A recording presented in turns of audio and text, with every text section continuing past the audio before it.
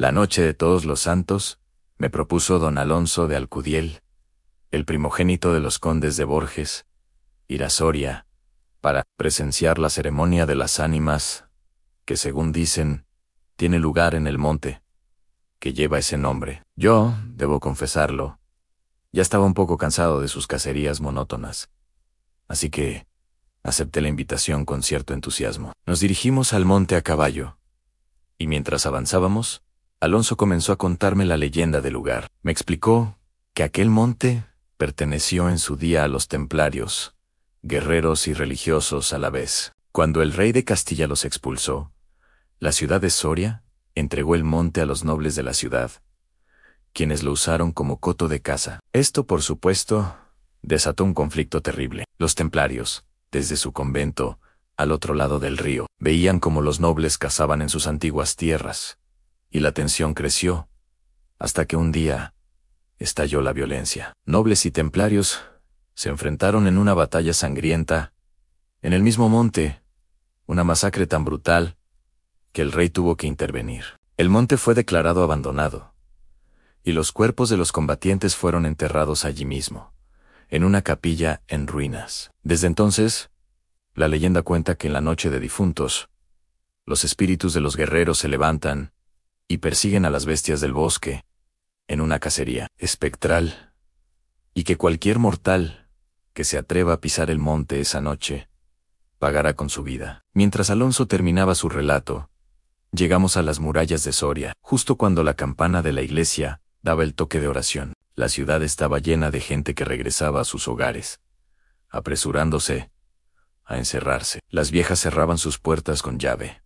Los niños rezaban en voz baja, y el ambiente era de un temor reverencial. Nosotros nos dirigimos al Palacio de los Condes. En el gran salón nos esperaban las damas de la corte, y Beatriz, la prima de Alonso, era una mujer de una belleza singular, con ojos azules, fríos y penetrantes. Se sentó junto a la chimenea, indiferente a la conversación general. Los cazadores contaban historias exageradas de sus hazañas, pero solo Alonso parecía captar su atención, aunque ella lo disimulara con una sonrisa distraída. La conversación, inevitablemente, volvió a girar en torno a la noche de difuntos y el monte de las ánimas. Las historias se volvieron más oscuras, llenas de apariciones y sucesos sobrenaturales. Beatriz escuchaba con una mezcla de miedo y fascinación, sus ojos fijos en las llamas danzantes del hogar. Alonso, notando su interés, se acercó y le dijo en voz baja: hermosa prima, pronto te irás a tus tierras y nos separaremos, quizás para siempre. Antes de que te vayas, quisiera ofrecerte un recuerdo, una joya, algo que te haga pensar en mí. Beatriz, con una sonrisa enigmática, respondió: ¿y por qué no me lo has dado ya? Porque esperaba un día como este para ofrecértelo, dijo él. Ella arqueó una ceja. ¿Y qué día es este tan especial? Alonso, con un tono más serio, le explicó: es el día en que todos los santos nos visitan, y las campanas doblan por los muertos. Es un día de recuerdos y promesas. Beatriz, con esa frialdad que la caracterizaba, lo miró fijamente. Lo sé, pero ¿qué tiene eso que ver con tu regalo? Alonso, insistió, quería darte algo que selle nuestro recuerdo. He cazado un ciervo para ti hoy, el primero de la temporada. Pero lo que realmente deseo darte es algo que lleves siempre contigo. Ella, con un gesto juguetón, se quitó una banda azul que llevaba en el brazo y se la ofreció. Toma, le dijo, yo también quiero darte algo antes de partir. Esta banda, que llevé en el torneo, que tocó el premio, es mi amuleto en Alonso. La tomó con devoción y la besó. Luego, buscó en su propio atuendo. Prima, yo quería darte este broche, esta joya, que sujetaba mi pluma. Pero no está, la he perdido. Beatriz frunció el ceño. ¿La has perdido? ¿Dónde? Alonso, con el rostro pálido, murmuró en creo. Creo que la perdí en el monte.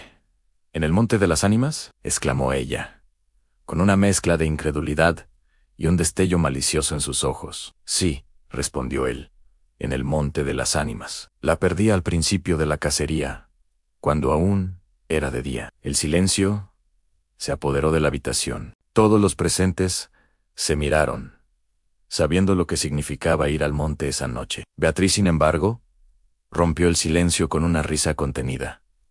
«Qué lástima», dijo con ironía. «Una joya tan valiosa». Alonso la miró, herido por su tono. Podía sentir la burla en sus palabras, un desafío silencioso. El honor de un noble estaba en juego. Un anciano en la sala intervino, su voz temblorosa. «No vayas, Alonso, no vayas. La noche es peligrosa. Y las leyendas son ciertas. He visto a los lobos huir de ese monte aterrorizados». Pero Beatriz lo interrumpió con una sonrisa desafiante. «Vamos. ¿De verdad crees en esas historias? Ir ahora sería una locura. Pero también una prueba de amor». Las palabras de Beatriz resonaron como un eco en la mente de Alonso. La duda, el miedo, la vergüenza. Todo se mezclaba en su interior. Sabía que ella lo estaba provocando. Probando su valor, miró a su alrededor. Todos los ojos estaban puestos en él. El orgullo, esa fuerza tan poderosa en un hombre de su estirpe, comenzó a ganar la batalla. No podía mostrarse cobarde, no frente a ella. Con una voz firme que ocultaba su temor, declaró: iré a buscar la joya. Se levantó, tomó su caballo, y a pesar de las súplicas de los demás, salió del palacio. Lo vi alejarse en la oscuridad, un jinete solitario, cabalgando hacia el monte maldito. Las campanas de la ciudad seguían doblando, un lúgubre acompañamiento para su misión. Beatriz permaneció en el salón, con una sonrisa triunfante en los labios, pero a medida que pasaban las horas, esa sonrisa se fue desvaneciendo, reemplazada por una creciente inquietud. El tiempo pasaba lentamente. 1 hora, 2 horas. La noche se hacía más profunda, y el viento aullaba afuera. Beatriz, incapaz de dormir, se retiró a su habitación. Se asomaba a la ventana, esperando ver la silueta de Alonso regresar, pero solo veía la oscuridad y la luna pálida. El sonido de las campanas parecía perforar sus oídos. Cada tañido era un recordatorio de su crueldad, de la prueba a la que había sometido a su primo. Intentó rezar, pero las palabras se atoraban en su garganta. Se acostó, pero el sueño no venía. Se imaginaba a Alonso, vagando solo en el bosque, rodeado de sombras. Oía el crujir de las hojas secas, el silbido del viento entre los árboles, el lamento de las aguas del río. De repente, le pareció escuchar su nombre, pronunciado por una voz lejana y lastimera. Se incorporó en la cama, con el corazón latiendo desbocado. ¿Era su imaginación o eran los espíritus del monte que la llamaban? El miedo la paralizó. Cerró los ojos con fuerza, tratando de bloquear los sonidos, pero ahora escuchaba pasos en la escalera, susurros en el pasillo, el roce de ropas contra las paredes. Cada ruido la hacía estremecer. Se tapó la cabeza con las sábanas temblando Yitejoj, deseando que amaneciera de una vez por todas. Pasó la noche en un estado de vigilia febril, atrapada entre el remordimiento y un pavor que nunca antes había sentido. Finalmente, los primeros rayos del alba se filtraron por la ventana. El sonido de las campanas había cesado. Beatriz, agotada y pálida, se levantó. El silencio de la mañana era casi tan aterrador como los ruidos de la noche. Se vistió y esperó, pero Alonso no aparecía. Sus sirvientes, al ver su estado, trataron de calmarla, pero ella no podía apartar la vista de la puerta. Estaba segura de que algo terrible había sucedido. De repente, se escuchó un ruido. Beatriz corrió hacia la puerta, con una mezcla de esperanza y pavor. La abrió de golpe y soltó un grito ahogado. En el umbral de su habitación, sobre el reclinatorio, ensangrentada y desgarrada, estaba la banda azul que le había dado Alonso. La banda que él se había llevado al monte. ¿Cómo había llegado hasta allí? El terror la invadió por completo. Fue un grito silencioso, un horror que no podía expresar con palabras. Sus sirvientes acudieron alarmados y la encontraron inmóvil, con los ojos desorbitados fijos en la banda, sus labios sin color y sus manos heladas. La llevaron a la cama, muerta, muerta de horror. Más tarde, los criados contarían que después de su muerte encontraron a un joven cazador del conde, que antes de morir también, afirmó haber visto los espíritus de los templarios y los nobles de Soria, persiguiendo a una mujer hermosa y pálida, que daba vueltas alrededor de la tumba de Alonso, en el monte de las ánimas, gritando de terror, con los pies descalzos y ensangrentados.